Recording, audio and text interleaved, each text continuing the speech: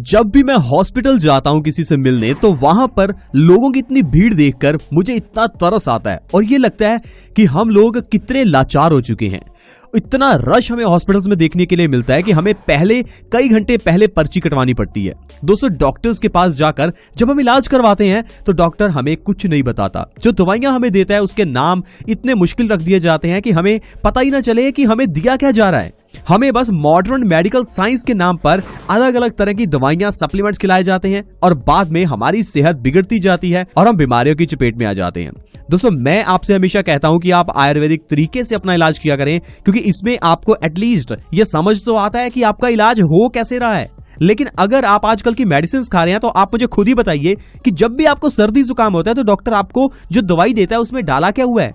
हर बार सर्दी जुकाम होने पर आपको डॉक्टर के पास क्यों जाना पड़ता है? क्योंकि आपको नहीं मालूम डॉक्टर आपको दे क्या रहा है। लेकिन अगर आयुर्वेदिक तरीके से आप अपने सर्दी खांसी जुकाम का इलाज करेंगे तो एक ही बार में आप समझ जाएंगे कि आपको अदरक में थोड़ा सा शहद मिलाकर लेना है, इससे आपका सर्दी जुकाम ठीक हो जाएगा। नेक्स्ट टाइम अगर आपको सर्दी जुकाम होगा तो आप बिना किसी के पास जाए अदरक के जरिए अपने सर्दी जुकाम को ठीक कर सकते हैं। इसीलिए मैं आपको कहता हूं, आप अपने आप में डॉक्टर हैं। आप डॉक्टर्स के पीछे मत भागिए। मॉडर्न मेडिकल साइंस के नाम पर सिर्फ हमें डराया जा रहा है। दोस्तों, आज मैं आपको एक ऐसी रेमेडी बताऊंगा जो बहुत आसान है। एक ऐसी रेमेडी जिसे आप फल सब्जियों से बना सकते हैं। क्या आप उसके बारे में जानना चाहेंगे? क्या एक ऐसी चीज जानना चाहेंगे जिससे आपके बालों का झड़ना भी रुक जाएगा, आपका वजन भी कम हो जाएगा, शुगर की प्रॉब्लम ठीक हो जाएगी, हार्ट अटैक में आराम मिलेगा, हाई ब्लड प्रेशर की प्रॉब्लम ठीक होगी, यहां तक कि आपके शरीर में किसी भी तरह की कमजोरी है, आलसपन रहता है तो हर प्रॉब्लम ठीक हो जाएगी। तो आइए दोस्तों, समय ना वेस्ट करते हुए इस वीडियो को शुरुआत करते हैं। दोस्तों, आप मुझे पहले एक चीज बताइए, जब भी आपकी टैप में पानी कम आने लगता है तो आप क्या करते हैं? जाहिर है आप प्लम्बर को बुलवाते हैं, टैप चेक करवाते हैं। टैप में अगर कोई प्रॉब्लम नहीं है तो आप जो पाइप्स हैं उनकी सफाई करवाते हैं, टंकी की सफाई करवाते हैं ताकि पानी अच्छे से आपके नल में आ सके। दोस्तों, इसी तरह से ही जैसे घर में एक टैंक लगा है उसी तरह से ही हमारे शरीर के अंदर भी एक टैंक लगा है जिसे हम दिल कहते हैं। जिस तरह से टैंक में पानी होता है उसी तरह से हमारे दिल में खून होता है। खून को ले जाने के लिए जो नसें होती हैं वो ठीक उसी तरह से होती हैं जिस तरह से घर में पानी को ले जाने के लिए पाइप्स होती हैं।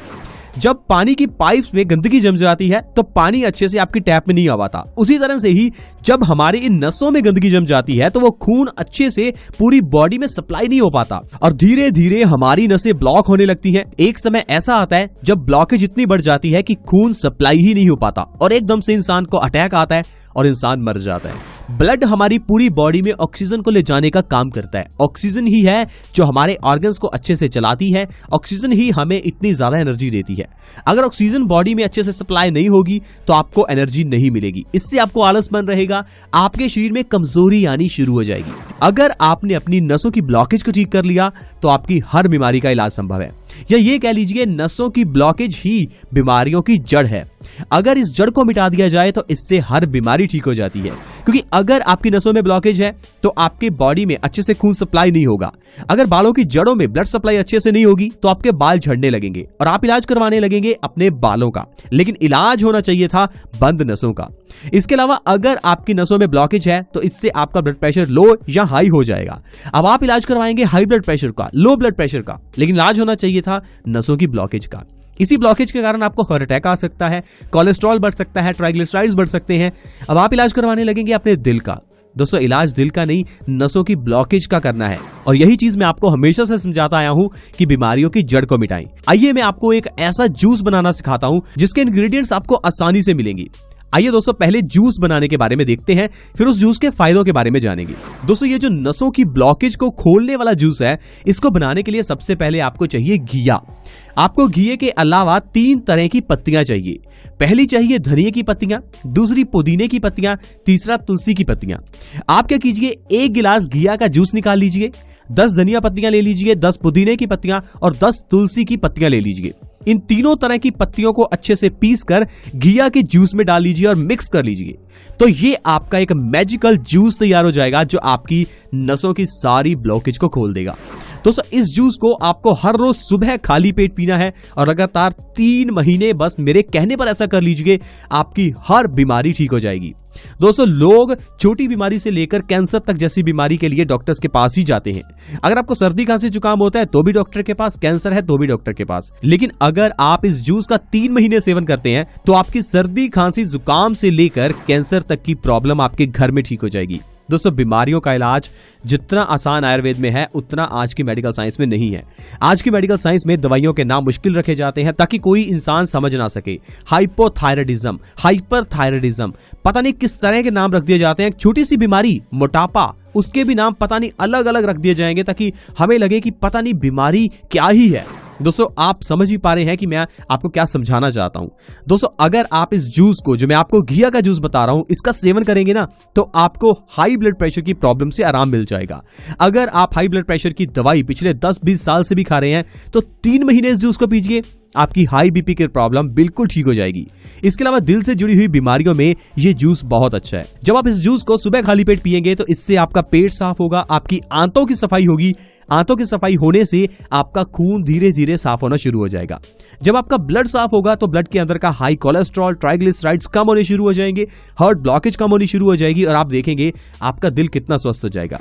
सबसे जो बढ़िया बात इस जूस को पीने से होती है वो ये है कि आपके शरीर में एनर्जी आ जाती है, आपका हर काम करने का मन करता है, आपका दिल खुश रहता है। सुबह आप एनर्जी से उठते हैं और अपने काम को स्पीड से कर पाते हैं। नहीं तो आप 1 घंटे का काम 4 घंटे में करेंगे। पता है हमारी सबसे बड़ी गलती हम क्या करते हैं? अगर हमें एनर्जी चाहिए तो हम एनर्जी ड्रिंक पीते हैं, अगर सिर दर्द को ठीक करना है तो पेन किलर लेते हैं, अगर हमें जुकाम को ठीक करना है तो डॉक्टर के पास भागते हैं। दोस्तों सारी बीमारियों के पीछे की जड़ नसों की आपकी ब्लॉकेज है। नसों की ब्लॉकेज को ठीक कर लीजिए तो ये जो छोटे छोटे सिम्टम्स हैं ये अपने आप गायब हो जाते हैं। ये बालों का झड़ना कोई बीमारी नहीं है, लेकिन आज की मेडिकल साइंस में बालों के झड़ने को बड़ी प्रॉब्लम बनाकर हेयर ट्रांसप्लांट के जरिए हमसे लाखों रुपए चार्ज किए जाते हैं। दिल में एक 5 रुपए का स्प्रिंग डालकर उसे स्टंट का नाम दिया जाता है और सर्जरी का नाम देकर हमसे लाखों रुपए ले लिए जाते हैं। जब दिल की ब्लॉकेज को आप आसानी से अपने खान पान से ठीक कर सकते हैं तो ये डॉक्टर आपको क्यों नहीं बताते? दोस्तों मैं आपके साथ हमेशा यही जानकारी शेयर करता हूं कि आप किस तरह से घर में पड़ी हुई चीजों से और आप अपने खान पान में थोड़ा सा चेंज करके अपनी जिंदगी को स्वस्थ रख सकते हैं। मैं आपसे एक छोटी सी चीज पूछना चाहता हूं, आप मुझे कमेंट में जरूर बताइएगा, क्या आप खाने के साथ में पानी पीते हैं?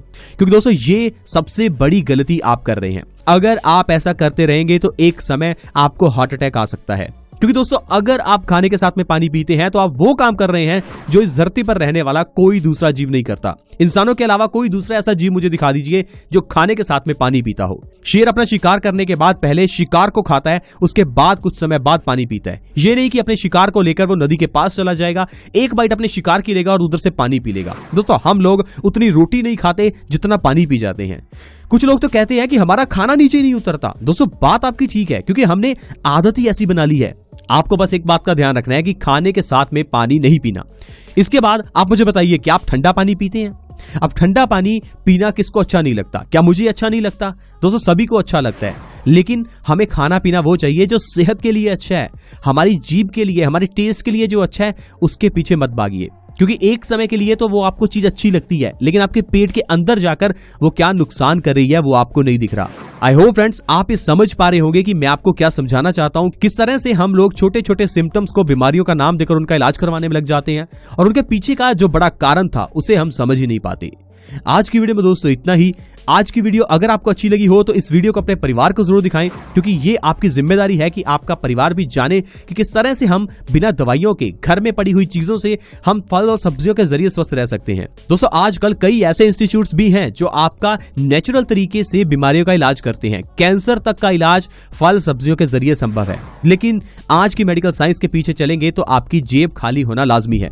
एक डॉक्टर के पास जाते हैं ना तो वो 500 रुपए फीस लेता है। अब मुझे बताइए वो गरीब जो पूरा दिन मेहनत कर रहा है क्या वो पागल है? एक डॉक्टर 1 मिनट बात भी नहीं करता और उस 1 मिनट के 500 रुपए ले लेता है। डॉक्टरी पेशा कोई पैसा कमाने का पेशा नहीं है, ये लोगों की सेवा करने का पेशा है। लेकिन आजकल आप जानते ही हैं हम लोग अपना ज्यादातर पैसा दवाइयों पर ही खर्च कर रहे हैं। दोस्तों आप समझदार बनिए, अपने परिवार का ध्यान रखिए, सही खाइए, वो खाइए जो आपके सेहत के लिए सही है। ठंडा पानी मत पीजिए, खाने के साथ में पानी मत पीजिए, पानी धीरे धीरे पिया करो, पानी बैठकर पियो। हम हमेशा जल्दी में रहते हैं, हमें टाइम ही नहीं मिलता। कोई हमें मिलता है ना तो हम उसे यही कहते हैं भाई टाइम नहीं है।